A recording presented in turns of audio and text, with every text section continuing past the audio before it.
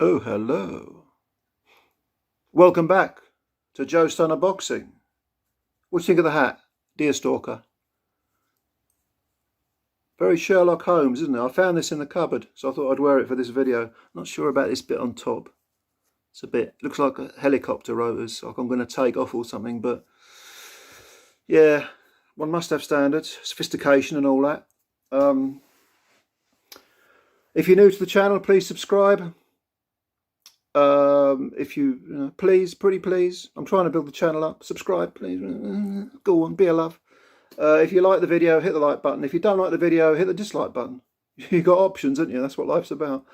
But I'd appreciate it if you could, subscribe and share and do all that good stuff, because I want to build the channel up, get a nice little boxing community going where we all have a chit chat about boxing, because we all love boxing. Talking of which, tonight we had, for the second time in a week, two women highlighting a card, or headlining a card, I should say. Last week it was Cameron and McGee last Saturday, and this Friday it was Hannah Rankin from Scotland against Maria Lindberg of Sweden. Now, some of you may be familiar with Hannah Rankin. She's got, I think she went into the fight with 8 wins and 5 defeats, which doesn't sound like a very flattering record, but bear in mind, she's zipped in and out of the different weights: welterweight, light, middle and middleweight. She fought Savannah Marshall, got stopped in, I think it was 8 rounds. Marshall, for me, is the best female fighter on the planet, bar none, at any weight.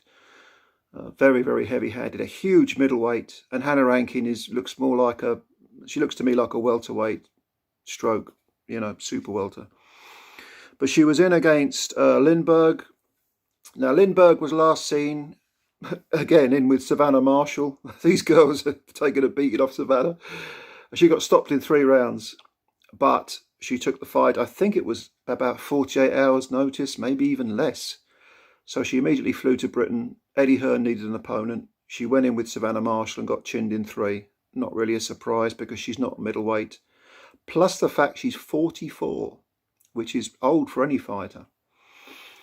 So, oh, by the way, did you know Lindberg has had, I think it was 7 world title opportunities in the past and has lost all of them? She's like the Martin Murray, the female Martin Murray, isn't she? But that shows the sort of lack of depth in women's boxing. And I am not anti-women's boxing. I'm very, very pro-women's boxing. To me, I think a fight's a fight. I don't understand why people say, well, I don't watch women's boxing. Why not? Okay, the standard at the moment overall is much lower than the men's. And as I said, the talent pool or the gene pool, if you like, is far thinner, but it's evolving. And as I say to all the ladies, big things have small beginnings. So it's evolving, it's getting bigger. And fights like the one we saw tonight and last Saturday are entertaining fights, because Hannah Rankin and Maria Lindberg put on a very, very good scrap. Hannah began far busier than Maria. Maria had a sort of air of someone who was pacing herself, having a look, a ton of experience, of course. And Hannah was very, very busy. She was firing lots of jabs, falling short with most of them, I would say. And there wasn't much in those early rounds, but I thought Hannah was taking them, just edging them, because of her work rate. She was landing more punches, and Maria was having difficulty getting through that front door. She couldn't, even though she was blocking most of the jabs, not really getting hit at all, not cleanly. Nevertheless, she wasn't able to get anywhere near the taller woman and work on the inside. But she did have an air of patience about her, which early on in the fight, I always think that's a good thing to see in any fighter, an air of patience, because she's sort of as if she was looking at her, sussing her out and trying to find a way in, not hurrying, not panicking, very composed. Then round about round 5, Maria started to get closer. Hannah slowed down a bit, inevitably. She used up a bit of energy.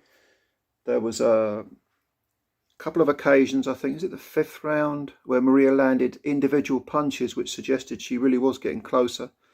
And they didn't really shake Hannah badly, but Hannah was, nevertheless, it got her attention, put it that way. So the second half, first half of the fight, no question, Rankin was winning.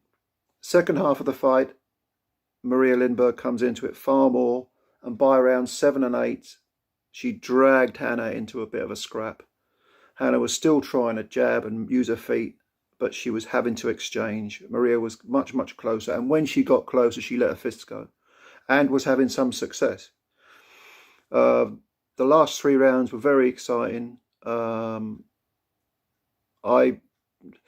made it 96, 94. Or 97, 93 I could have gone with, because there were a couple of rounds where I was thinking close-ish. But I made it 96, 94 to Hannah Rankin. I thought she won fair and square. She was given a unanimous decision. 2 of the scores, I think, were slightly wider than I thought. I can't remember the judges' scores, but it was a unanimous decision. I thought Hannah clearly won the first half of the fight. Maria won the second half, but Hannah kind of hung on and probably did better in the second half of the fight than Maria did in the first half of the fight. But it was a good scrap. It was on Fight Zone. It was from Tottenham Stadium, not the actual stadium, but one of the smaller venues that make up that sort of, you know, Tottenham Hotspur, whatever you want to call it, group of rooms. I think this took place in some sort of. It looked as if it was a dinner show, to be honest with you. But a good little scrap. And Hannah Rankin is now the WBA and IBO super welterweight champion. So she's going to get opportunities. Maria Lindberg at 44, that was probably her last chance, but in women's boxing you never know. People can be recycled even at that age, because again, there aren't that many women boxers around. But the women's game is definitely growing. And I think when you see scraps like the one tonight and like the one between McGee and Cameron, you know, why wouldn't you support women's boxing? You know, unless you're a total chauvinist and you just don't think women should be fighting, and I've never heard a convincing argument that would support that view. Unless you're a chauvinist, you're going to support women's boxing, because I like boxing. I don't care whether they're men, women, small hall shows, stadium shows. If it's a good scrap, it's a good scrap. And I don't understand this. There's this sort of bullshit mentality that says, well, if you support women's boxing, you're woke or some shit like that. You know, these fucking people, they drive me balmy. I find it very, very difficult to be respectful towards people that hold these Neanderthal, knuckle-dragging, infantile views.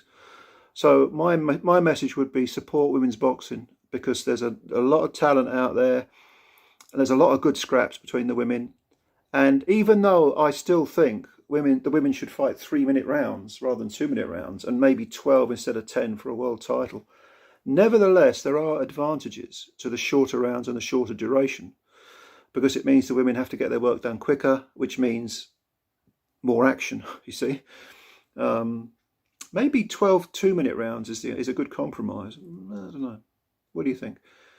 But anyway, did you see the fight? Again, the new WBA and IBO super welterweight champion is Hannah Rankin. Well done to her, and commiserations to Maria Lindberg, who put up a great scrap. I've always got respect for fighters that come into other people's backyards or other people's countries and have a good scrap. She gave a good account of herself. What do you think of women's boxing? What do you think of tonight's fight? What do you think the future is for women's boxing? What are the options for Hannah Rankin? Who can she face now? She's too small at middleweight. I think she'd get down to welterweight, looking at her physique and everything, but she's kind of got big legs from the waist down. She's kind of big, so maybe that's where the weight is, but I don't know. Anyway, let us know what you think, and I'll speak to you soon. Don't forget, subscribe to the channel. Go on, please. It doesn't cost anything. This is Sherlock Holmes signing out. Much love.